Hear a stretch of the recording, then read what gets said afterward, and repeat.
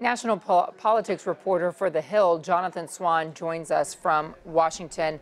All right, let's start with Jeb Bush. He had an event last night in South Carolina. I know friends who were there. They said it was electrifying. What kind of an uphill climb does he have in South Carolina to start regaining some of the momentum people had predicted 6 months ago that he would have?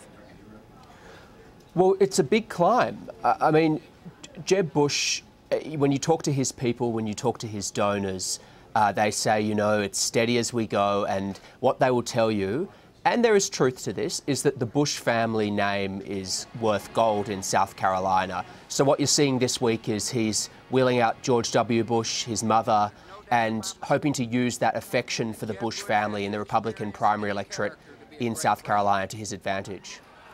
When we're talking about Marco Rubio, here he is, he's going out to this event, calling Ted Cruz a liar, then piling on to what Donald Trump was doing over the weekend and all day yesterday over and over again. Ted Cruz is a liar. Is that going to be an emerging theme that harms Ted Cruz?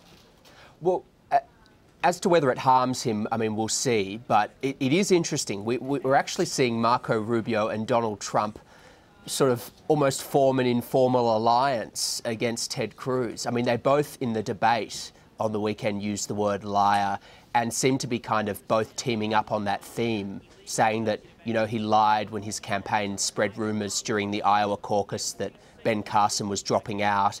And Rubio says that he's lying, you know, about his record on marriage, gay marriage and various other issues. So I think you're seeing sort of almost a pincer movement from Donald Trump and Marco Rubio, and we'll see if it affects Ted Cruz's standing. Old-fashioned generals who are in charge of battle plans might like that dual flank attack that's coming in there. Donald Trump still holds a huge lead in the South Carolina race. Looking at Real Clear Politics average here, he's 20 points ahead of his nearest rival, Ted Cruz, and the same thing is true when we look at even the most recent polls. Yeah.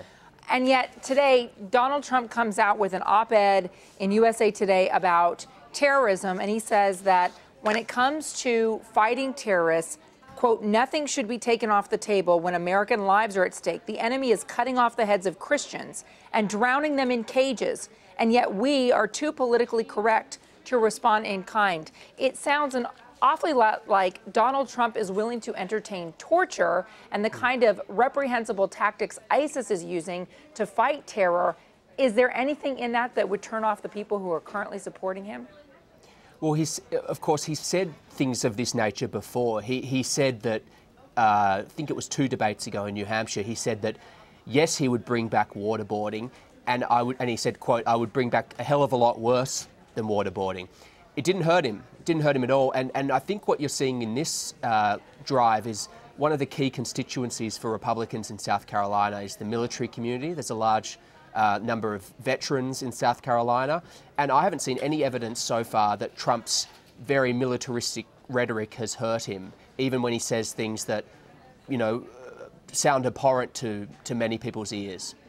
Jonathan, when we're looking at the number of people who support Donald Trump, ranging from 25% to, say, 35%, it sort of undermines the fact that the rest of the Republicans out there, of likely voters, are not supporting Trump, and many of them vehemently so say they would rather vote for a Democrat than vote for Donald Trump. The problem is you've got 5 other candidates, and if we put up the slate of one of these recent polls, they're splitting the support.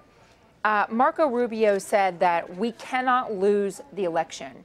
If what is important to these other 5 candidates is the future of the nation and certainly the future of the Republican Party, then why aren't we seeing them putting aside personal ambition to coalesce around one alternative candidate to Donald Trump?